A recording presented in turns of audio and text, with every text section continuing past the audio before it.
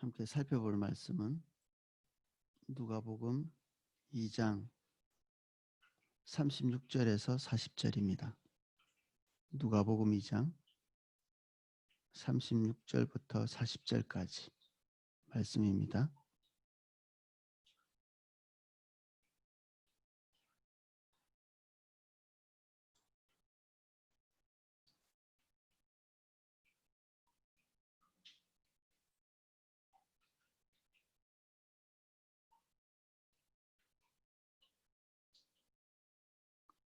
누가복음 2장 36절에서 40절까지 찾으신 줄 알고 제가 낭독하겠습니다. 또 아셀 지파 비누엘의 딸 안나라 하는 선지자가 있어 나이가 매우 많았더라. 그가 결혼한 후 7해 동안 남편과 함께 살다가 과부가 되고 84세가 되었더라. 이 사람이 성전을 떠나지 아니하고 주야로 금식하며 기도함으로 섬기더니 마침 이때에 나와서 하나님께 감사하고 예루살렘의 속량을 바라는 모든 사람에게 그에 대하여 말하니라. 주의 율법을 따라 모든 일을 마치고 갈릴리로 돌아가 본 동네 나사렛에 이르니라. 아기가 자라며 강하여지고 지혜가 충만하며 하나님의 은혜가 그 위에 있더라. 아멘.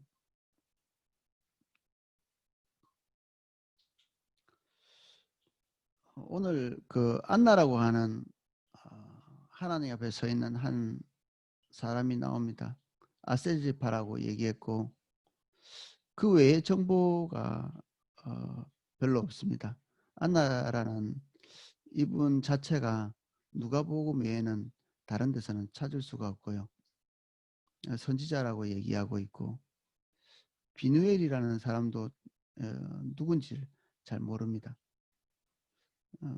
아셀 지파는 하나님 앞에 물질적인 축복을 많이 받은 지파이죠.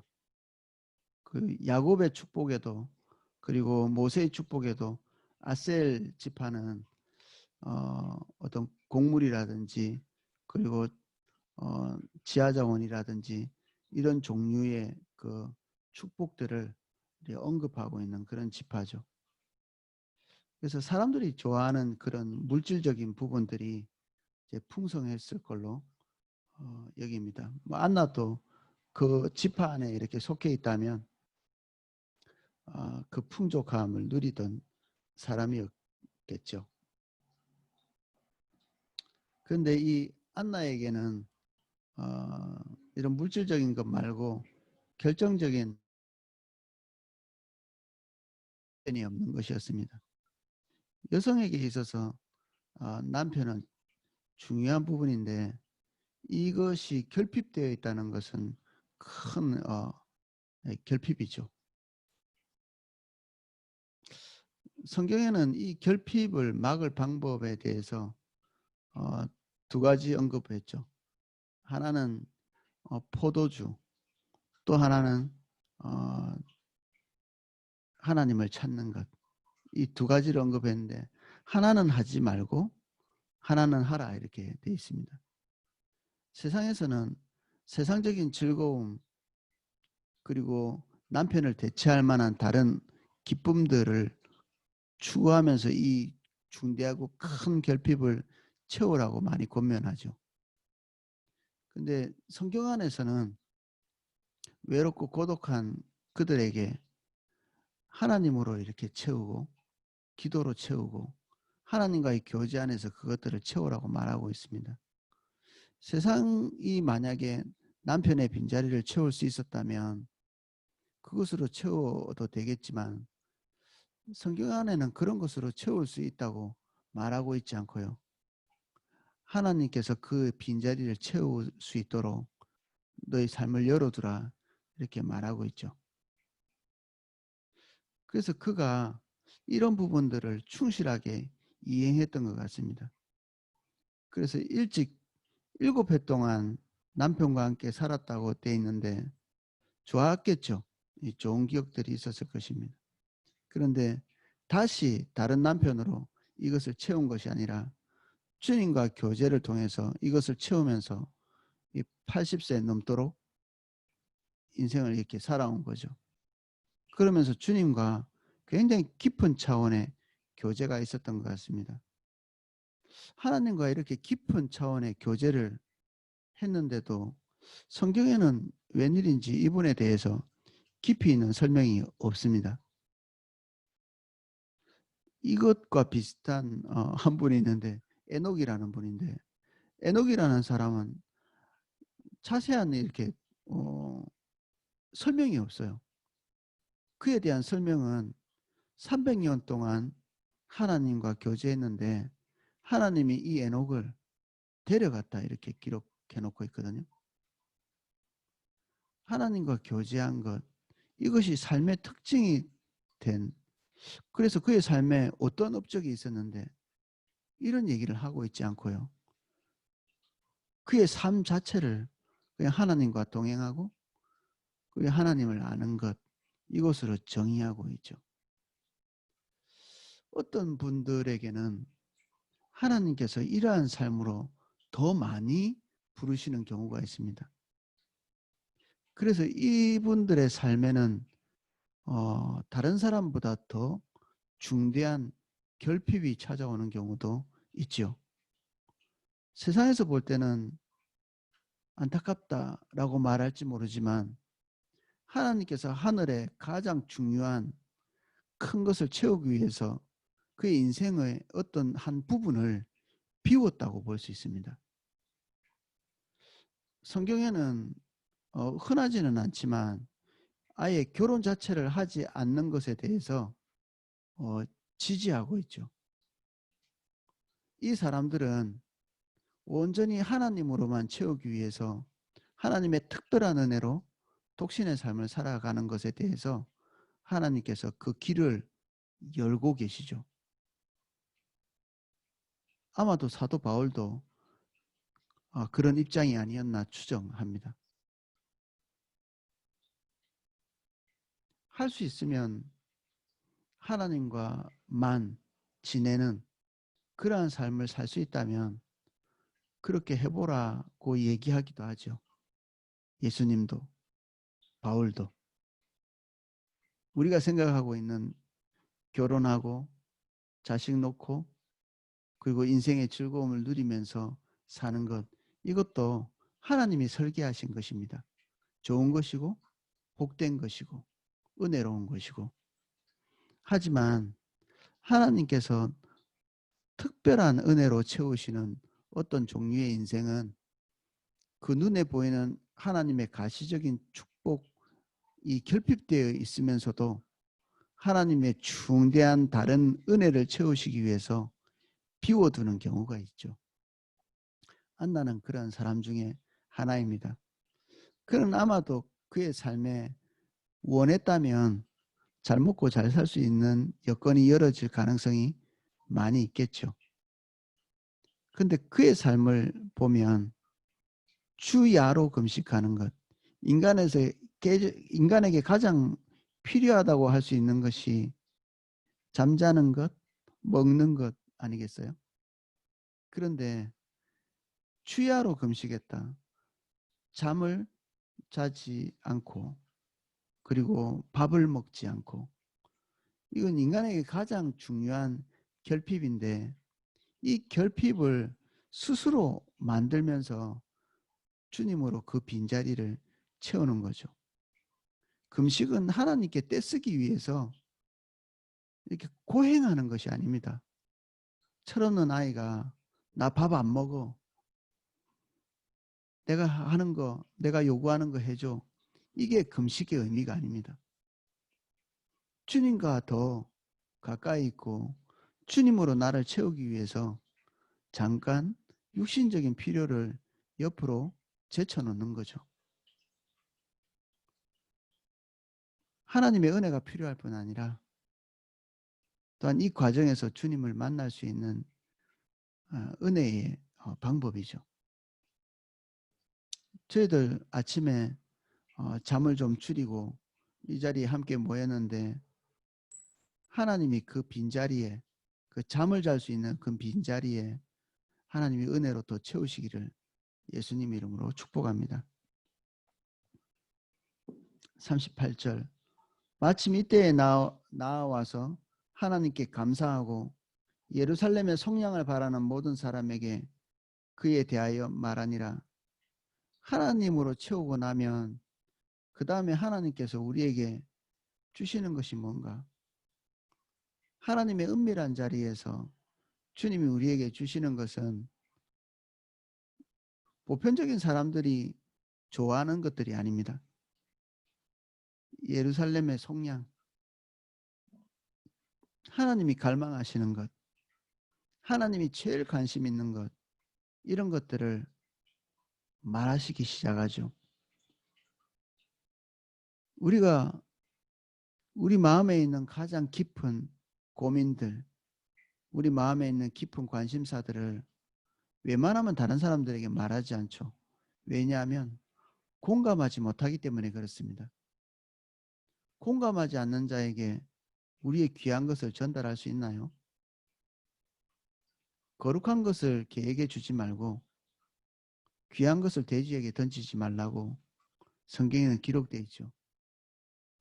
우리에게 거룩하고 우리에게 소중한 것을 그것에 대해서 조금도 이해하지 못하는 자들, 그리고 세상의 육신적인 것에 몰입되어 있는 자들에게 말해봤자 그들 이런 것들을 귀히 여기지 않고 오히려 짓밟겠지요. 하나님의 중요한 계시, 하나님의 중대한 어떤 계획들, 이러한 것들은 아무에게나 주어지지는 않습니다. 하나님과 공감할 수 있는 자들에게 부어주시죠. 선지자들에게 주어진 메시지들을 이렇게 관찰해 보면 그에게 주어진 메시지가 그의 삶 안에 정보로서, 단순한 정보로서 그에게 주어지지 않는 것을 볼 수 있습니다. 그의 삶 안에 최소한 절절한 공감이 일어날 때 하나님께서 그 메시지를 주시죠. 외도하는 이스라엘 백성에 대한 하나님의 남편으로서의 그 마음을 나 마음이 괴로워라고 그냥 선지자에게 얘기하신 게 아니라 그 선지자가 외도하는 여성과 같이 살면서 그 고통을 철저하게 느끼도록 인도하시면서 하나님께서 야, 내가 지금 심정이 이래. 이스라엘을 향한 내 마음이 지금 이래. 이 다음에 말씀하시는 거죠. 다니엘에게도 무려 4명의 왕을 섬기면서 그의 눈에는 세상에 견고해 보이는 권력, 견고해 보이는 나라가 그냥 쉬 흘러가는 흐름에 불과하다는 것을 눈으로 봤죠. 이 눈으로 본 자, 이 특별한 경험을 하고 있는 자에게 하나님께서 말씀하십니다. 이 모든 것을 주관하는 것은 나야. 세상을 주관하는 것은 강한 나라도 강한 통치자도 아니고 바로 나란다. 일전에 제가 신앙생활을 대단히 핍박하는 남편과 함께 살고 있는 자매님 한 분을 도와드린 일이 있습니다. 예배를 드리러 가지 못하게 하기 때문에 장보러 간다고 하고 몰래 나와서 장은 빨리 이렇게 그냥 주섬주섬 챙기듯이 보고 그 남는 시간에 저녁에 이렇게 와서 예배를 드리던 분이었거든요. 그래서 제가 그 시간을 아껴 드리려고 집에까지 이렇게 집이 좀 먼데 모셔다 드리고 이렇게 했죠. 너무너무 마음이 아프더라고요. 이 대한민국에서 이렇게 신앙생활 예배 한번 드리는 것을 이렇게 눈치 보고 몰래 몰래 예배 드리고 무슨 이게 숨겨서 이렇게 해야 될 죄된 일처럼 이렇게 하는 사람이 있을까? 그래서 제가 그 집에 모셔다 드리면서 제가 위로하려고 이렇게 기도 사역을 이렇게 했죠. 차 안에서. 근데 하나님께서 제일 먼저 마음속에 탁 주시는 것이 저는 사실 이런 걸 기대했습니다. 너 지금 힘들지?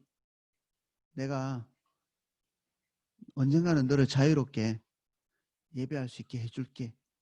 이런 말 하실 줄 알았거든요. 근데 하나님이 그때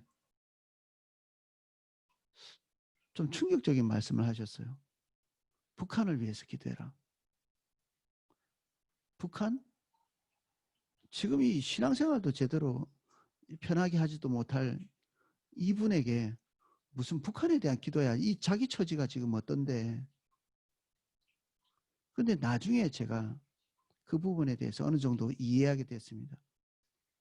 그래도 대한민국에 북한에 있는 성도들을 이해하고 북한에 대한 그 공감을 할 수 있는 그런 분에게 기도하라고 말하고 있는 거죠. 하나님이 기도를 부어주겠다고.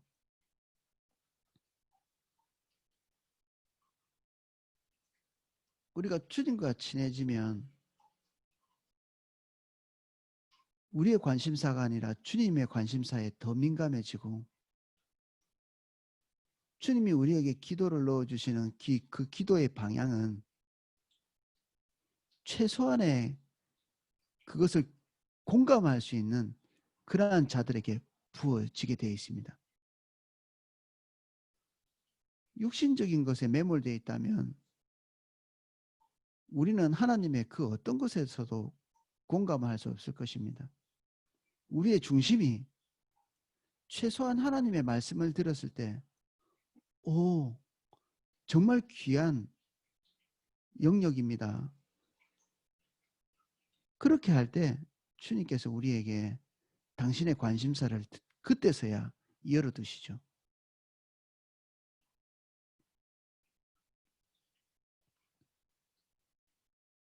우리는 누군가가 나에게 공감할 때 그 사람이 좋지 않나요?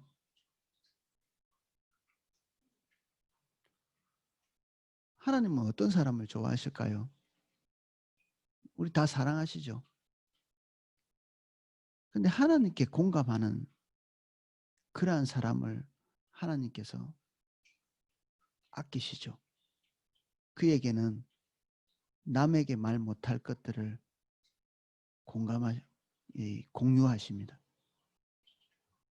그래서 그의 기도는 다르죠. 안나를 보십시오. 예루살렘의 속량. 누가 이걸 관심 가지겠습니까? 이스라엘의 지도자들조차도 돈을 사랑했다. 이렇게 돼 있고 사두개인조차 성전을 중심으로 해서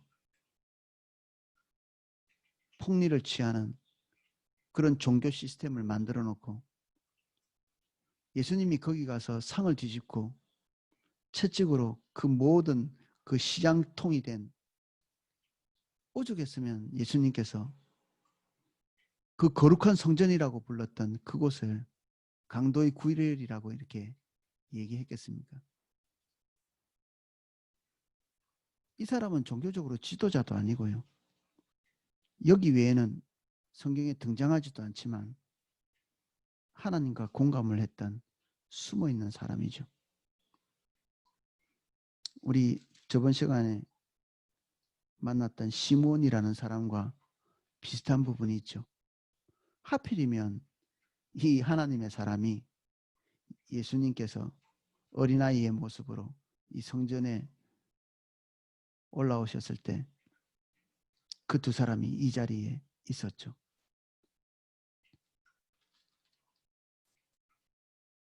예수님이 숨겨져 있는 그런 기간에 예수님을 알아봤던 사람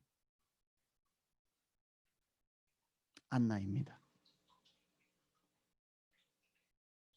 39절 주의 율법을 따라 모든 일을 마치고 갈릴리로 돌아가 본 동네 나사렛에 이르니라. 이 나사렛은 우리가 흔히 알지만 누구도 선한 것이 날 거라고 말하지 않는 그러한 장소입니다.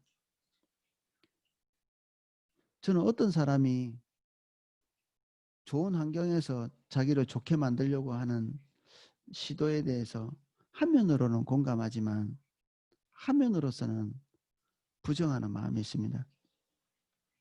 제가 읽은 그 어떤 책에 어떤 사람 사역자가 할렘과 같은 곳이었습니다.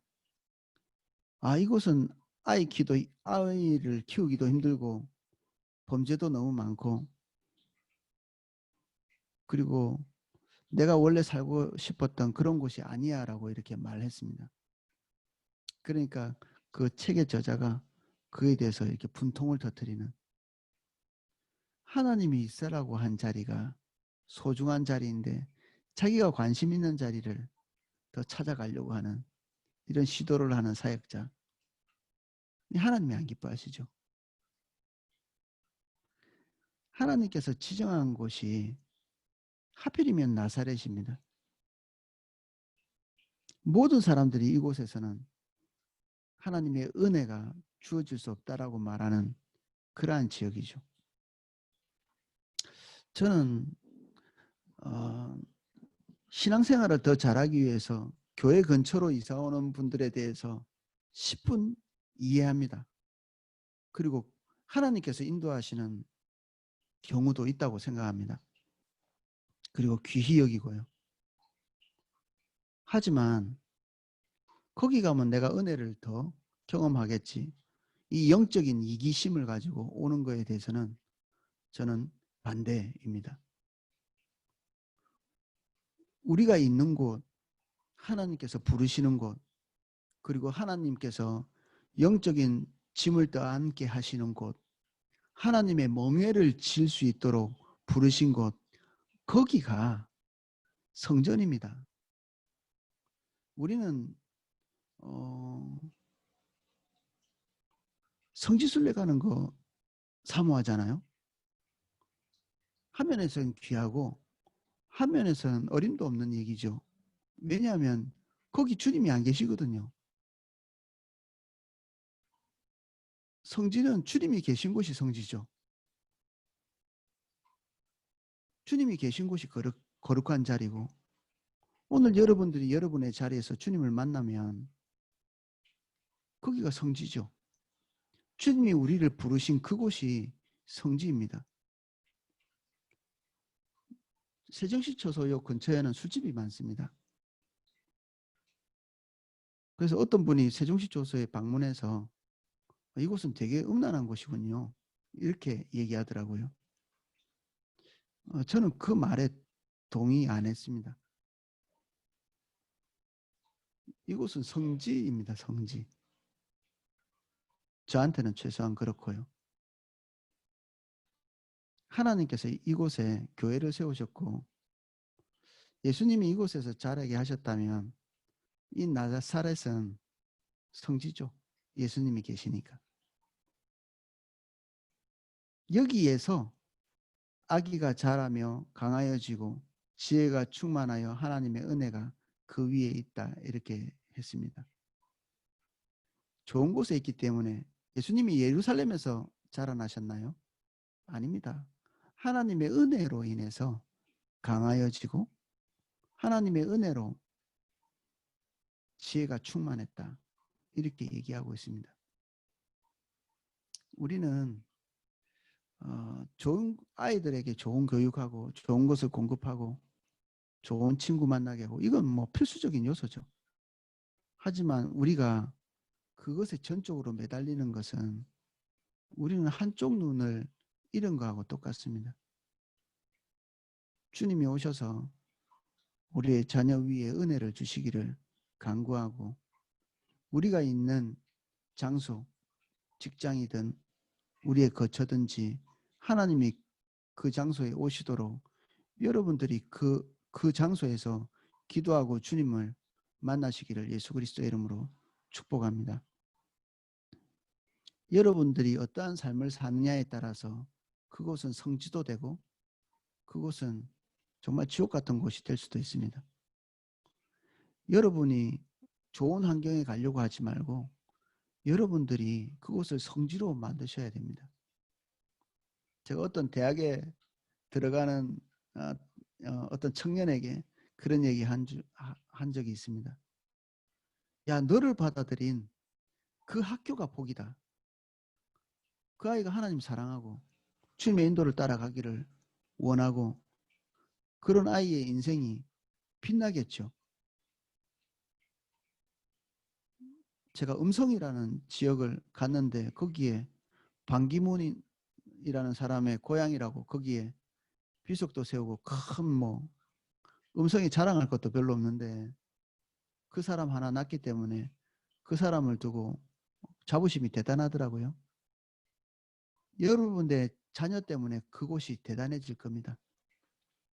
그 청년, 너 때문에 그 학교가 빛날 거다. 그 학교 때문에 네가 빛나는 것이 아니라 우리는 우리가 빛나려고 서울대 보내고 하버드 보내고 그렇게 하잖아요. 아니요. 우리의 자녀 때문에 그 학교가 빛나게 될 것입니다. 우리 때문에 그곳이 거룩해지게 될 것이고요. 예수님 때문에 나사렛이 오늘날 우리에게 어떤 이미지를 가지고 있습니까? 나사렛 예수의 이름으로 귀신이 떠나가도록 거기에 나사렛 잣을 붙이잖아요. 나사렛에서 능력이 있는 게 아니라 예수님이 능력이 있으신데 하필이면 예수님이 거기에 계셨던 거죠.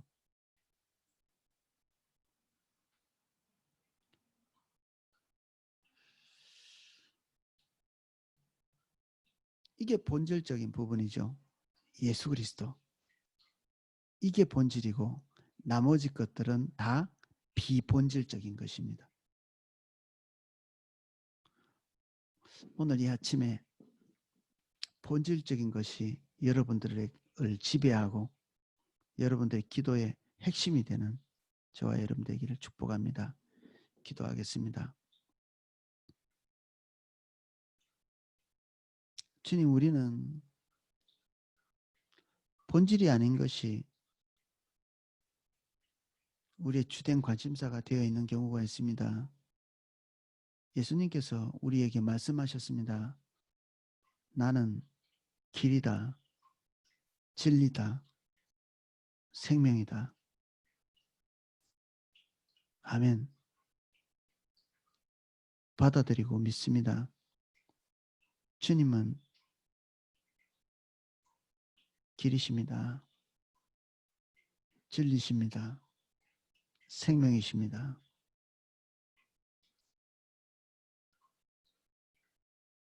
예수님 우리 안에 더 임재해 주십시오.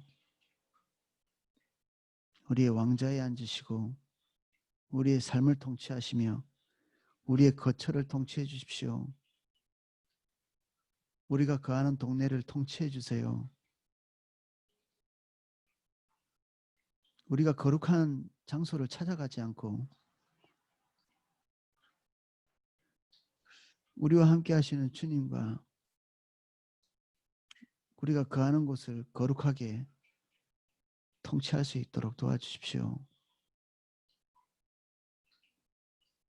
우리 직장을 예수님 이름 축복합니다. 주님이 간절히 원하시는 그 일이 우리 직장 안에서 성취되게 해주십시오. 포도나무 교회를 예수님 이름 축복합니다. 이 대한민국의 한 부분인 용인에 교회를 세워주셔서 감사합니다. 하나님의 핵심적인 것, 그것이 머물게 하시고 예수 그리스도를 더 소중히 여길 수 있도록 주님 도와주십시오. 주님 한 분만 우리의 목적 될 수 있도록, 그분이 가시는 대로만 따라갈 수 있도록, 당신의 관심만 우리의 관심이 될 수 있도록 은혜를 주옵소서. 담임 목사님 축복합니다. 그 어깨의 모든 짐들을 가볍게 하시고 하나님의 아젠다로, 하나님의 관심사로 교회를 인도할 수 있도록 지속적인 기름을 부어주시고, 그 하나님의 관심사에 교회를 끌고 갈 수 있는 하나님의 지혜와 은혜를 한량없이 기름 부어 주시옵소서. 그 가정의 평온을 예수님 이름 축복합니다. 모든 스태프들을 예수님 이름 축복합니다. 스태프들 모든 어둠의 공격들을 막아주십시오. 그 안전을 지켜주시고 하나님의 평온의 옷을 입혀주시옵소서. 하나님의 강력으로 무장할 수 있도록 축복해 주십시오. 교회를 더 사랑하게 하시고 주님의 인자를 더 기뻐하는 스태프들이 될 수 있도록 도와주십시오. 한없는 지혜와 은혜로 부어주시옵소서. 하나님을 깊이 만족시키는 모든 스태프들 될 수 있도록 축복해 주세요. 지금도 병상에 있는 모든 환우들을 예수님 이름으로 축복합니다. 한 분 한 분 찾아가 주십시오. 그 자리에서 일으키시고 세우시고 그 마음을 새롭게 하셔서 다시 하나님의 은혜 안에 복귀할 수 있도록 축복해 주세요.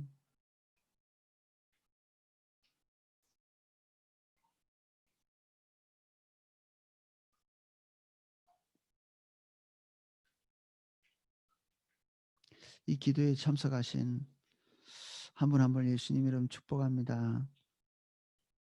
각 처소에 있는 하나님의 백성 한 분 한 분 예수님 이름 축복합니다. 주님의 인자 안에 더 깊이 잠기게 해주십시오. 주님의 보혈의 은혜를 각 가정 가운데 다 기름 부어 주십시오.